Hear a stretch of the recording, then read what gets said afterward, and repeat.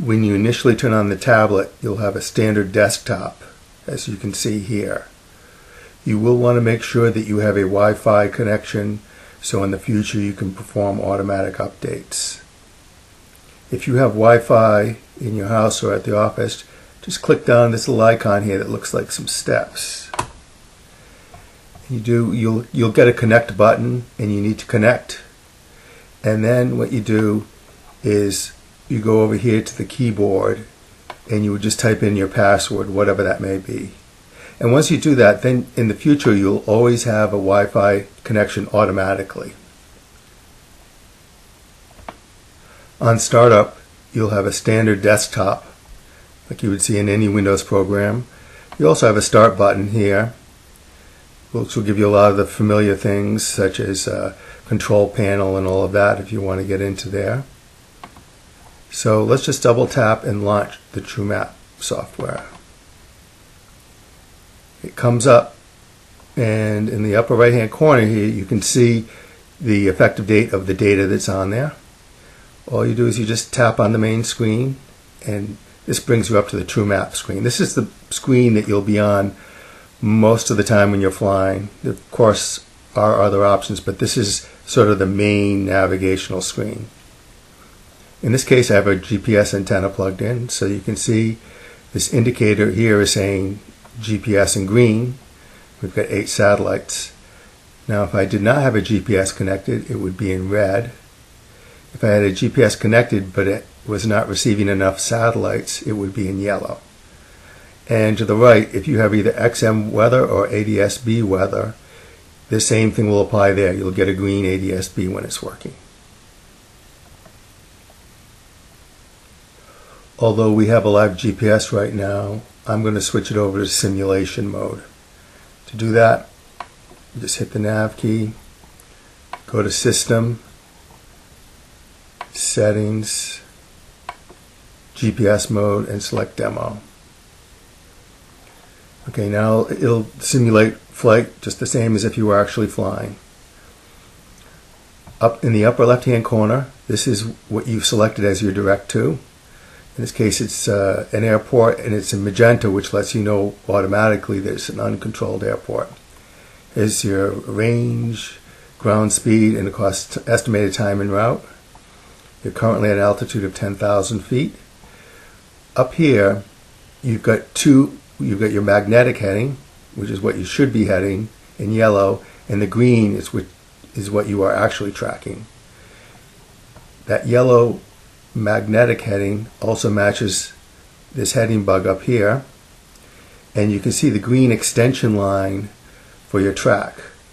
So just to give you a little bit better idea here, we're just going to turn the plane.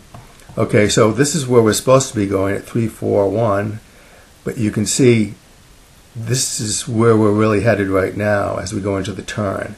And you can see the plane, it's always as simple as turning the plane into the center here to keep your heading.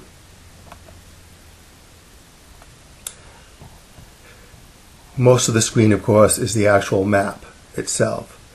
So if you look in the upper right hand corner here, you'll see the range from the aircraft to the compass rose, in this case 125 miles. You can just use pinch and zoom with your fingers to increase or decrease the size of this map to anything you want. The next thing you notice, if you go down here and hit the map button, it'll display different layers of navigational information. Now you can really customize this a lot, but the advantage of this is it only gives you the information you really want to see, so you don't have a lot of clutter on the screen, such as on a chart where everything is on the screen all the time, no matter what. Right here with the enter button, if you had live weather, either XM or ADS-B, you would just hit the enter button and it would toggle you through the different layers of weather. So you get NEXRAD on here and METARs. So very quickly you can pull up any combination of navigational information and weather information. In addition, I don't have a live weather feed now, but if I did and hit the enter button, in the upper left hand corner here you would see, it would say NEXRAD or METARs or whatever the weather is, the product that you're looking at would show it up here.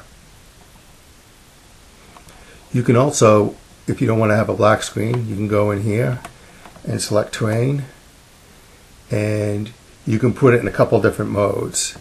In this case, let's just say we want to display the map like a sectional. You've got that here, it's all track up, and of course you can still overlay the different combinations of navigational information. Maybe you want to see terrain alert, and this is all color coded so you can see the altitudes at which you're in conflict with the terrain. Which also brings up another point. Depending on your altitude, if you start to descend, what you could see happen is you could see towers start to show up down here. So if you get within 8 minutes and 500 feet of any terrain or towers, you'll automatically get an alert. In this case, I've got a terrain alert and I've also got tower alerts, and it'll show you the towers right here. So it's pretty clear that way. Of course, if you climb up, you'll see the towers start to disappear. Okay, let's say we're flying along and you want to see yourself on a chart, either an IFR or a VFR chart. You would just hit the nav key, and over here where it says maps, just select that, and it'll list all the charts that you are currently flying over. In this case, we're over the New York sectional, and we're actually on the edge of 2 IFR charts, as you can see here, and on the edge of 2 high IFR charts as well. So let's just select the sectional here. You do that by hitting the enter down on the bottom. Okay, so here is the chart itself. Now you can, of course, with pinch and zoom with your fingers, once again make this bigger or smaller, however you wish. And if you want to go back to the main screen, or just go up to the upper left hand corner here, just roughly where the X is, doesn't have to be exact, and tap on it and it brings you right back. So you can see you can toggle back and forth pretty easily.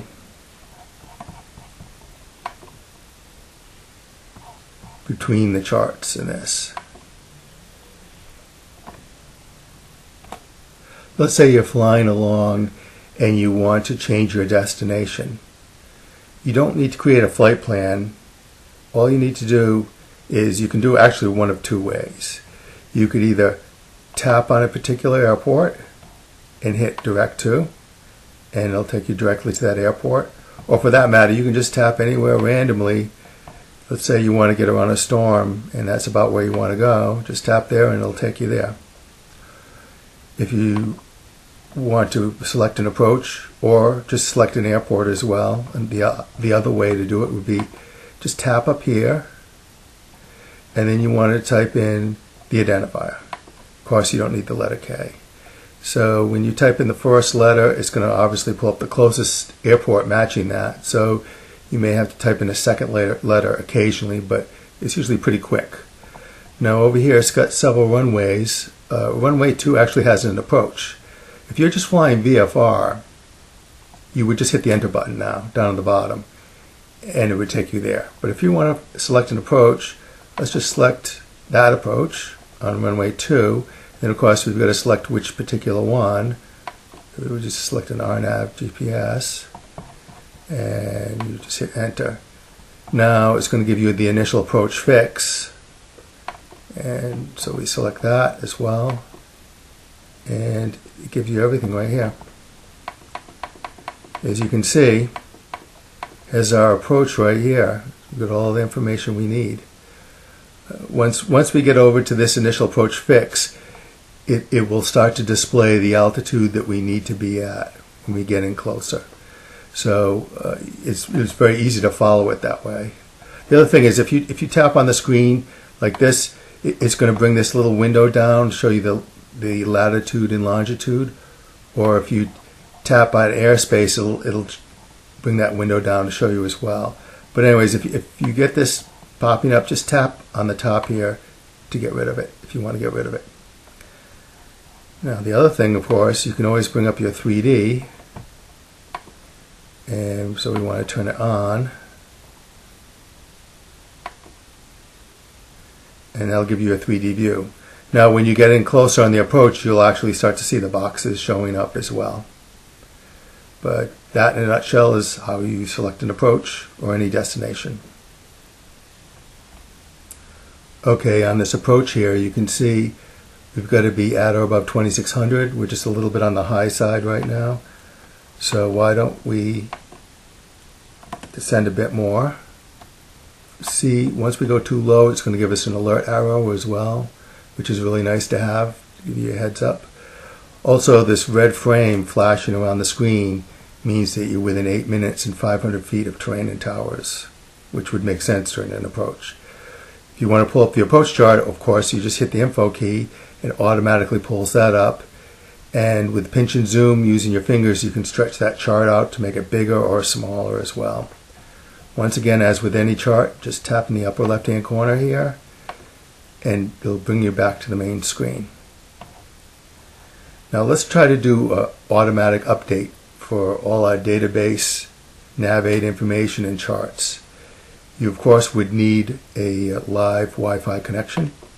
Just hit the Nav key, go down to System, and we want to select Run Update. Of course, a lot of the things you're seeing here are being done with a mouse, but obviously you would just touch with your finger. So it gives you a list of things here that are out of date that you need to update. So you just click on them so they have green arrows, and then all you do is you select Download Files. It has automatically logged you in. So when the unit is sent to you, it's got your username and password on there, which is just simply your last name, first letter capitalized, everything else lowercase, and the password's 1234. So you would do your downloads, and of course, depending on your internet connection, it could take 10 minutes, 45 minutes, whatever. And when it finishes downloading all of them, it'll start to automatically install all of them. So that's all you have to do. You just click on Run Update and you just walk off and come back later, and it'll be ready to go. When it's finished, you just would hit the cancel button here and it brings the screen back up.